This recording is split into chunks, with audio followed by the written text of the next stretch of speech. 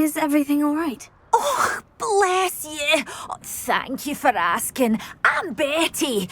Betty Bugbrook. And no, everything is not all right. It's my dear friend Hazel. Oh, she's in trouble. Hazel? Yes. Oh, she's a unicorn.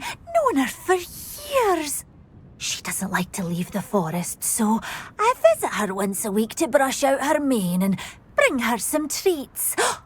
Her coat is glorious. Well, the last time I saw her, we were violently attacked by a pack of wolves. Hazel, loyal friend that she is, leapt in front to protect me, and in the process, I fear she may have been injured. I'm sorry to hear that. I want to help her, but she seems to have gone into hiding. Out of fear, I'd imagine. I know you Hogwarts students learn a fair bit about caring for beasts. Perhaps you could find my unicorn friend and get her somewhere safe so that she can heal. I'll keep an eye out for your unicorn friend and take her to safety if I see her. Oh, you've a good soul. I can always tell. Please, don't risk your own safety, though. I don't know precisely where she is, but I can tell you that her den is north of Hogsmeade. And although I haven't been able to brush her lately, I imagine she still has the brightest, most beautiful coat of her entire herd. Remember, you'll know her by her brilliant coat. Oh, and be warned, she's a stubborn girl. She may need some convincing to come with you. I need to look for a unicorn with a beautifully bright coat. Sounds as if she's in trouble.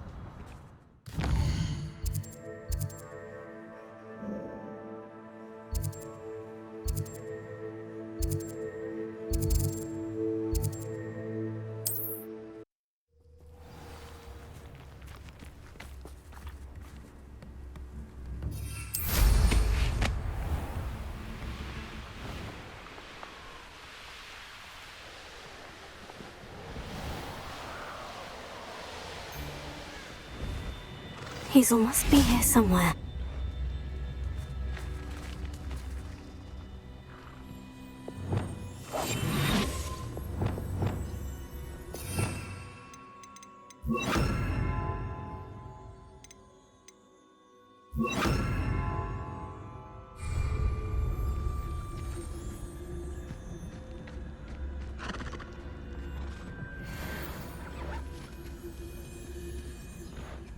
Here. Come on, Hazel. Let me.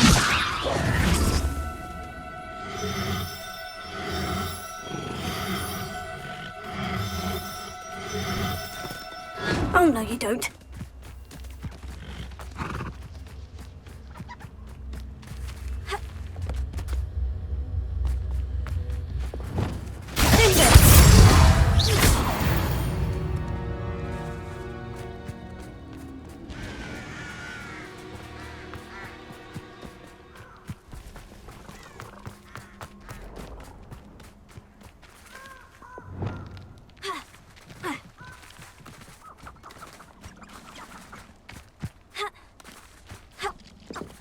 Leviosa! Here. Arrest the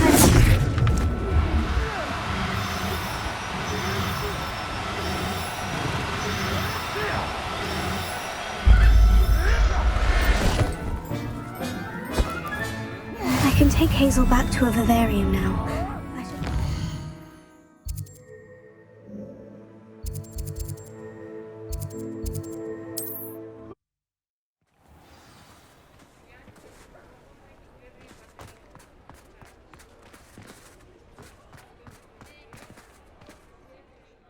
Madam Bugbrook, I found your unicorn friend, Hazel. Oh, what a relief! Is she all right? Are you all right? Do you have a safe place for her to stay? We're both fine, and I have a safe place for her at Hogwarts. You've a kind heart, you do. I'm relieved and thankful that you'll take care of her.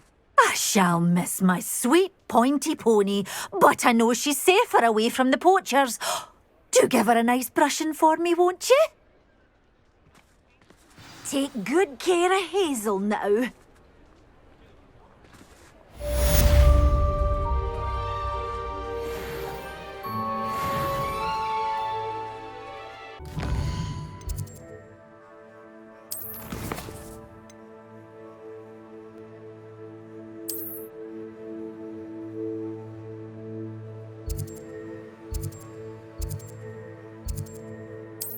What are you up to now?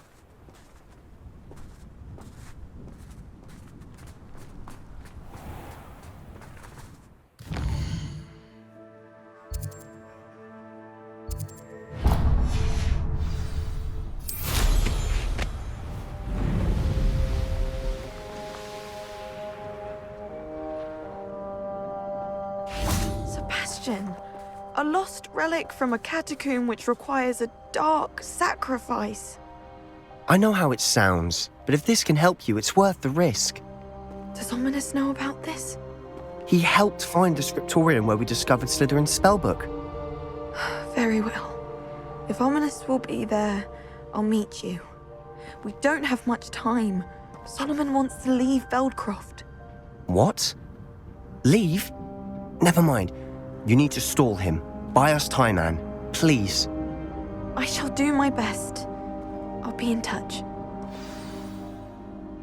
Solomon can't take Anne from Feldcroft. Where would they go? When would I see her? Sebastian. Don't think I've forgotten about your goblin friend. I haven't. But I appreciate you setting our earlier discussion aside for now. Of course. I can't believe my uncle wants to leave Feldcroft. Anne's going to stall him. She must. We need time. Time? For what? I've learned more about the relic.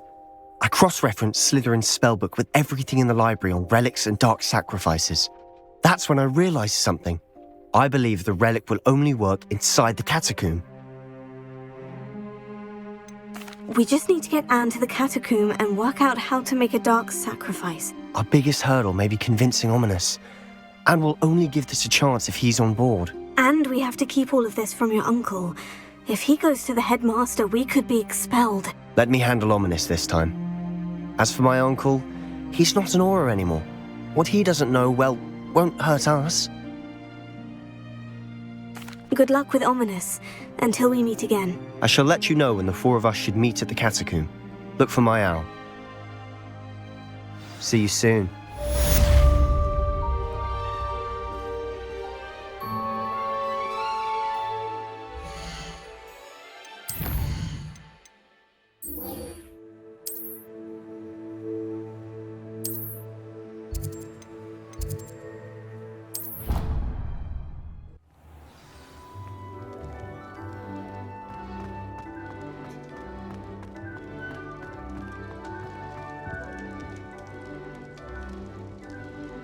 I have been meaning to speak with you.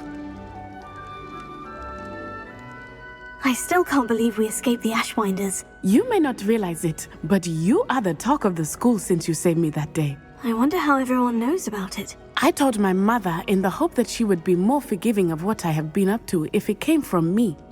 She likely told other professors, and news travels quickly.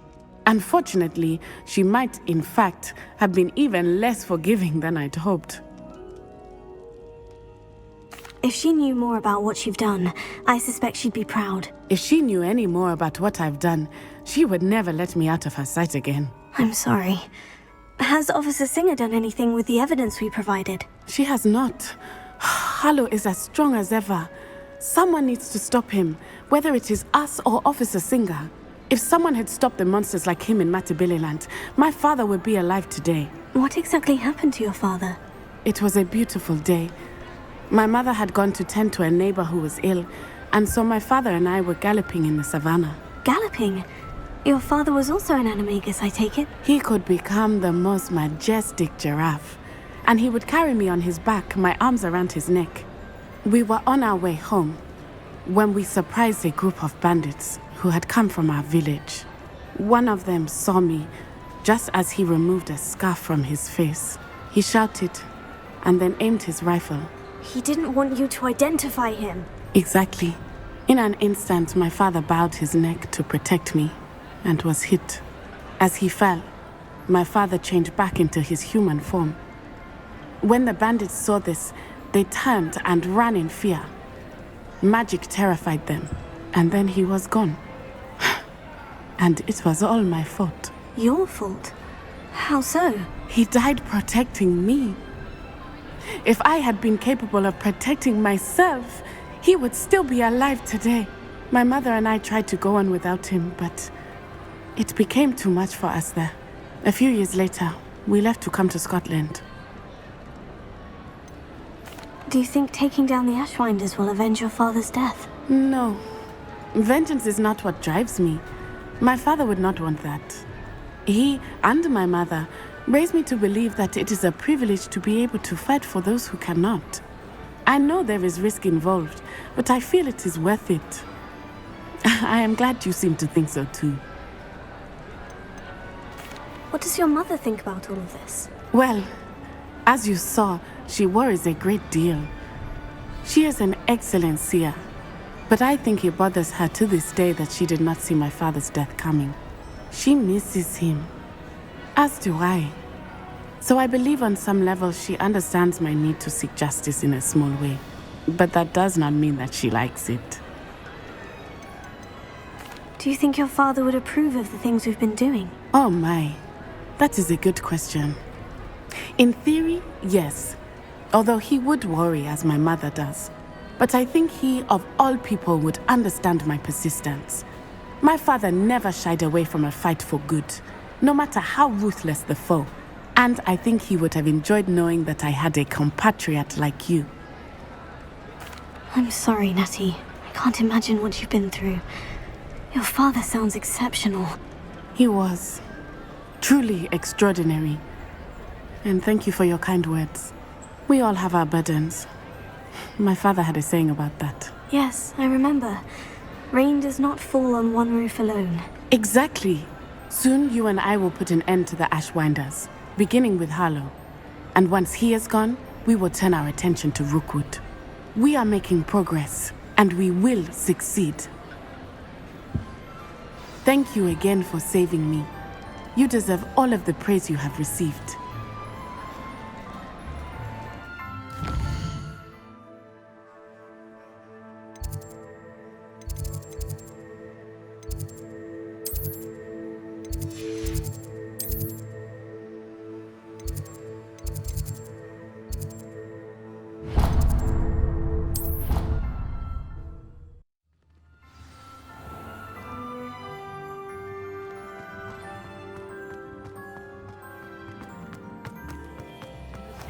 Well, be it on your own head. It is not.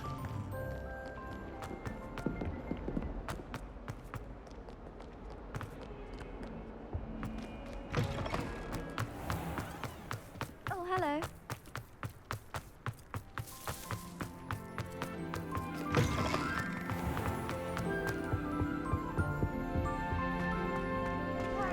I'm not ready for Professor Bin's lecture. I forgot my pillow. In today's lesson, we will cover a truly thrilling event. The Goblin Rebellion of 1752 and all its triumphant tragedy. But more specifically, we will address the devastating effect it had on the wizard milling industry. Throughout the many goblin battles, countless wizard cloaks were lost. Actually, we do know the number. 632. But history occurs outside the classroom. And look, it's time for my constitutional. One can practically osmose the history flowing through Hogwarts. I think the professor wants us to follow him. And now for a stroll to the bell tower entrance hall. Along with the rest of the castle, it was completed in the late early Middle Ages. The hall and the bell towers that loom above it contain myriad interesting artifacts.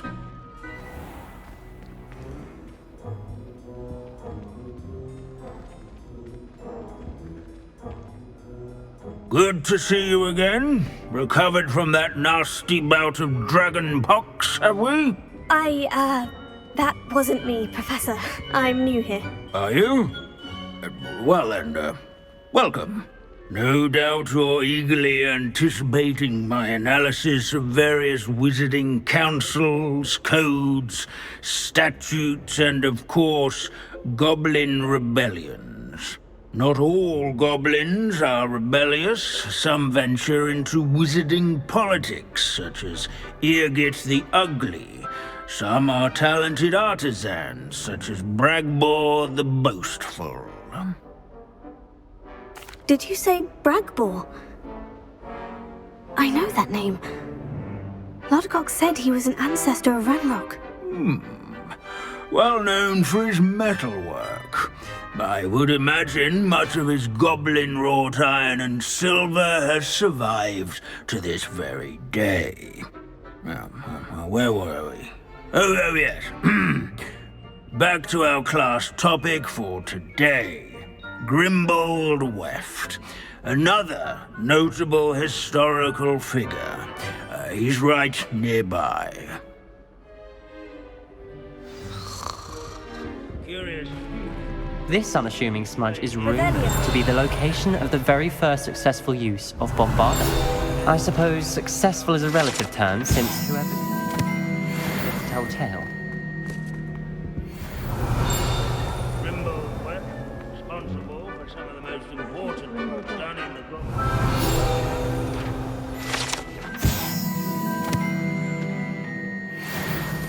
Oh yes, I see you found Grimbold Weft. Yes, I rather enjoyed seeking him out. The thrill of the scholarly pursuit. I know the feeling quite well. Now, let's turn our attention to the agreeability and general good nature of Sir Afbuttle. He's also nearby. See what you can learn from him for your next assignment. Standing in eternal and symbolic watch over the bell tower is a retinue of loyal knights, or rather, statues of This is a centuries-old likelihood. Fringo! keen-eyed students will spot. People have always loved their pets. I find that comforting.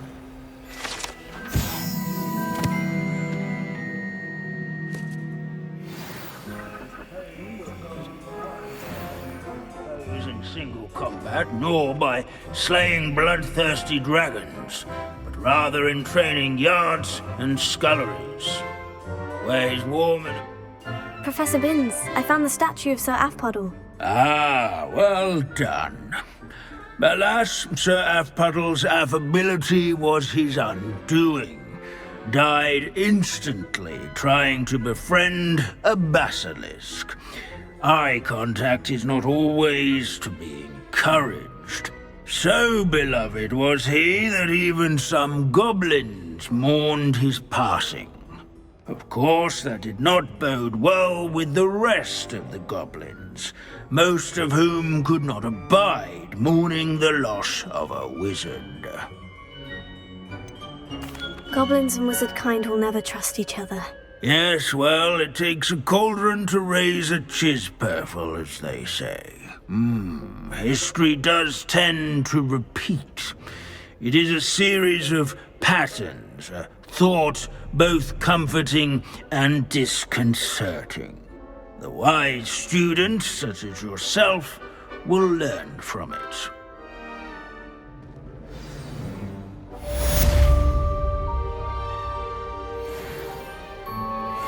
History is written by those who do their schoolwork, so they say. Or at least...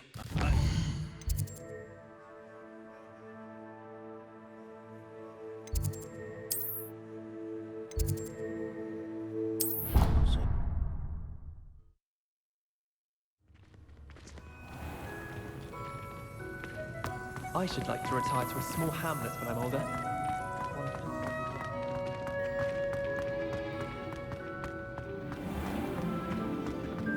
If you step in the wrong place and become engulfed in a stench...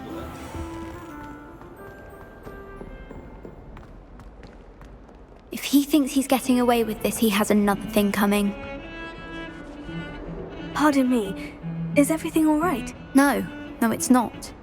We only had 2 bells to go, but she just had to go and spoil things. I'm afraid I don't follow. Who spoiled things? Also, what bells? Professor Black ordered Mr. Moon to take down the bells in the bell tower. Said they were giving him a headache. Those bells are a part of Hogwarts. I wasn't about to let that happen. So I asked my friend Adelaide to help me put them back. We've always been a duo of sorts, Adelaide and Evangeline. Addie and Evie. Anyway, it was going swimmingly until Black started asking questions. Then she wasn't comfortable with our rule breaking. Now I'm stuck, unable to tell which bell goes where. Is it really that important that the bells go back up? Is it really that important? They're part of the school's history. Those bells likely told a young Merlin that he was running late to Charms, or called Ignatia Wildsmith to dinner. We can't simply fiddle with history. We're meant to be its stewards. It's certainly an odd decree, even for Black. Taking down the bells for a headache. I agree. I thought it might also have been that they interrupted his hourly naps. That's all he does in his office, you know. But then I heard... Can you keep a secret? I can. I heard from Alice, who heard from Ollie, who heard from Eugenia, that it's because the bells reminded him of his wedding day. Breaks out in a sweat every hour on the hour. But mum's the word. If only 2 bells are left, isn't it fairly easy to tell which goes where? Easy for you, perhaps. I happen to be tone deaf. Mother likes to say I couldn't carry a tune if it hopped on my back like a chocolate frog. No point putting them back in if they don't sound just as they did before, for the sake of historical accuracy. Perhaps I could help put the bells back up. Really? Oh, that would be wonderful. The bells are in the bell tower just above the music room. You're certainly of more help than Adelaide. I imagine the bells are just inside the bell tower.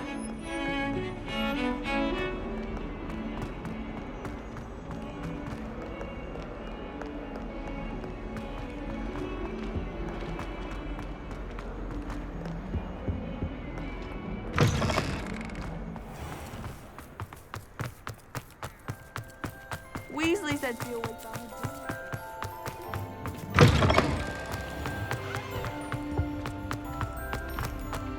I don't like flying.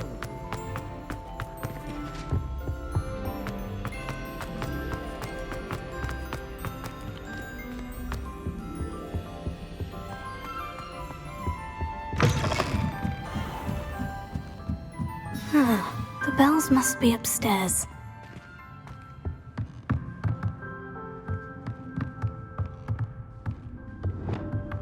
Here, Wingardium Leviosa.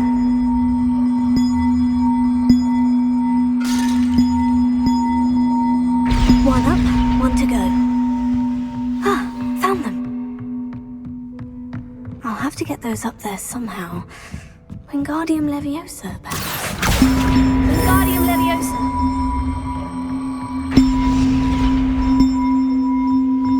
Accio. Wingardium Leviosa.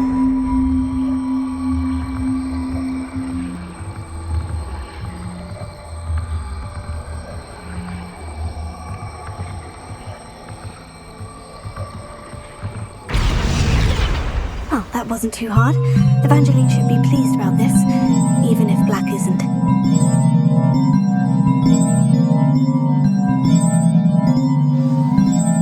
Alohomora.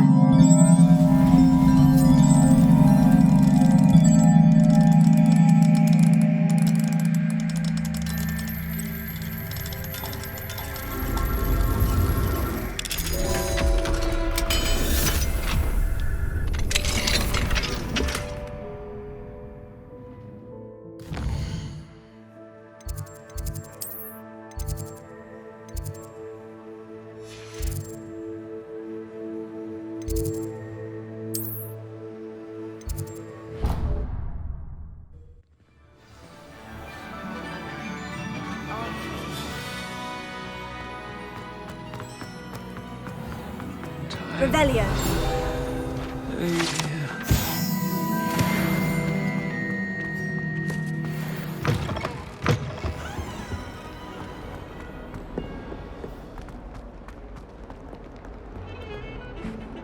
The bells are back up, Evangeline. Oh, you're a credit to the school.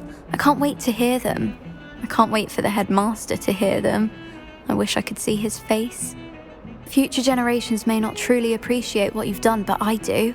And I hope that you do as well. You don't know how much this means for me and for Hogwarts.